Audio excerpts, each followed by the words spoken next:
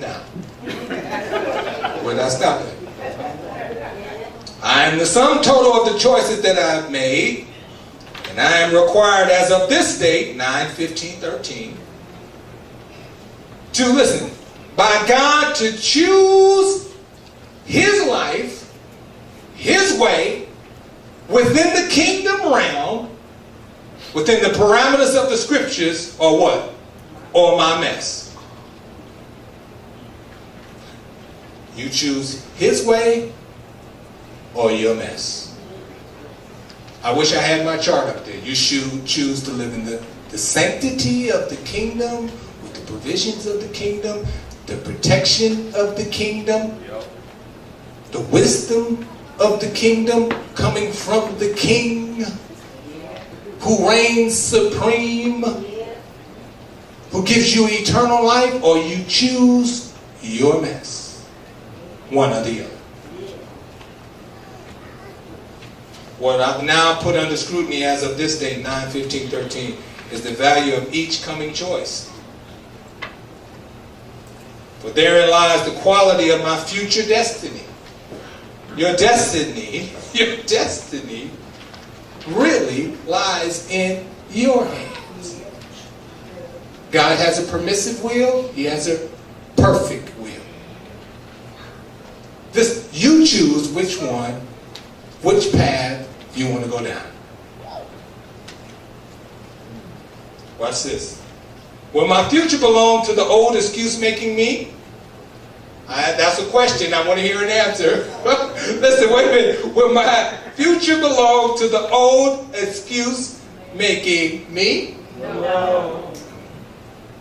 Or the new empowering me? Yes. That answer depends on my commitment to consistently say work towards my personal growth in God at this very moment. What time is left is the only time that counts. Would you agree with that? Yep. And the remaining time is my responsibility to choose whether I will live in my past or in my present.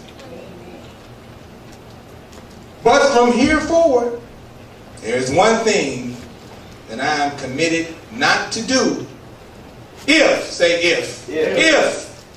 I desire to succeed in this life. And that is to blame others for my choices.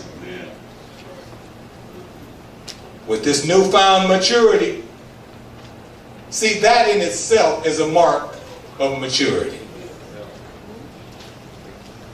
With this newfound maturity, as 1 Corinthians 13:11 reads, when I was a child, I spoke as a child. One of the languages of a child is always to blame somebody else for their choices. When I spoke as a child, I understood as a child, I thought as a child. But when I became a man or woman, I guess what? I put away childish things. So if I want to be successful in God, I, put your name down there, I accept full responsibility of how great I will become.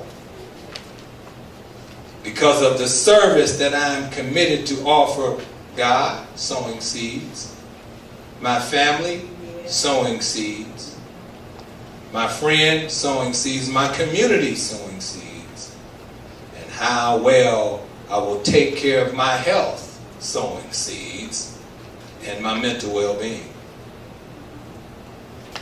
In other words, how great you are going to become will be measured by how much or how many deposits that you have sown into each area of your life. Not withdrawals, deposits. Every time I compliment someone in my family or I show them tokens of love, that's a deposit.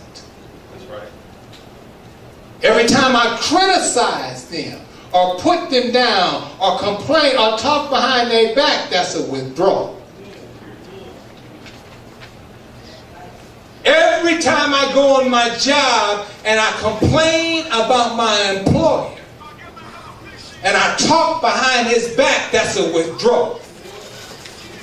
Every time I go on this same job and I may ignore the ignorance that is coming out of that employer's mouth and concentrate on the goodness of God for having a job, Amen. that's a deposit.